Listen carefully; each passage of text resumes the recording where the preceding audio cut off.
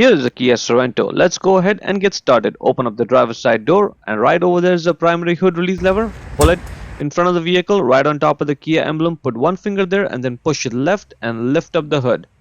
Right there. This is how the secondary release lever works.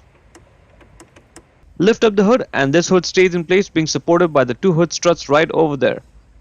Now right over this where the battery is, we have to take off two nuts, 10mm, and for that you'll need a 10mm socket ratchet combination, and then the 12mm retaining bracket bolt, which is all the way down there. And for that, having a long extension like this makes life very easy.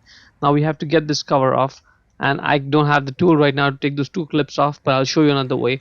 Just grab it from the back end over here, right? It's flexible, there's nothing else holding it in place. Just grab it from there and you'll be able to flex it and get it out of from the air box, and off it comes. And once it comes out from here, it'll just come out from the front end easily.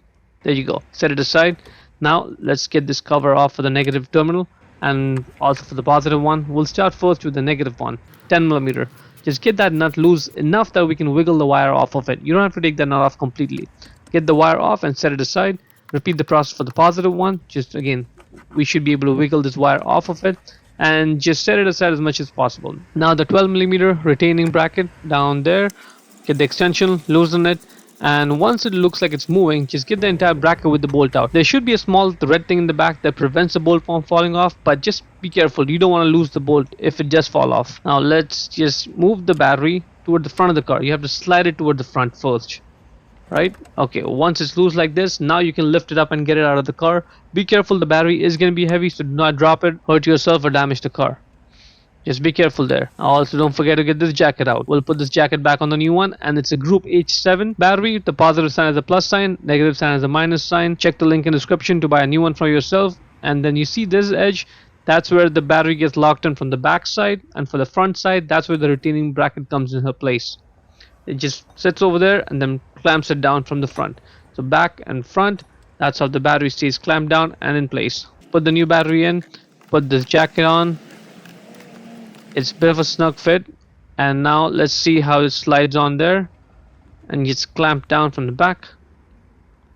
Push it towards the back. Good. And now let's put this bracket back in its place.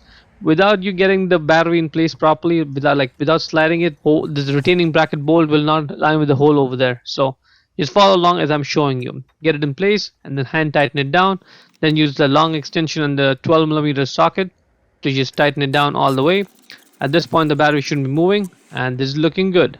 Now let's go ahead and put the positive terminal wire back on the battery post, and it's important that you push it down as much as possible, because without that you won't be having a good connection and you'll have all kinds of issues later on. So push it down as much as you can and then tighten down that 10mm nut. The wire should not be moving. That's good. Put this cap back on, and now when you connect this negative wire to the negative battery post, you'll see some sparks over there, and that's totally normal because that's when the connection's formed.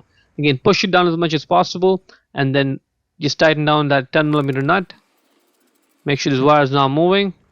Put the cap back on, and now for the air duct, just get this back end in first over there. Just get it in and then push it. Good. And just align those two holes over there for the two clips. Align it over there and then just push it down. And good. That's it. Now it's not going anywhere. That's looking good. Now inside the car, let's go and try turning the engine on and see if it turns on. Yes, it does. No issues. No warning lights on the dash, and that is good. Let's check out the infotainment system. This is working as well. The climate control system's working. Yeah, all the lights are on. Heated seats, everything is working, and that's good. To close the hood, simply push it down and slam it shut. Hope you found it useful. Before we go, let me give a quick shout out to Naya Motors Inc. for letting us use the car today to film the videos. They are a used car dealer here in Ottawa, Canada. Check out the link in description for their entire inventory.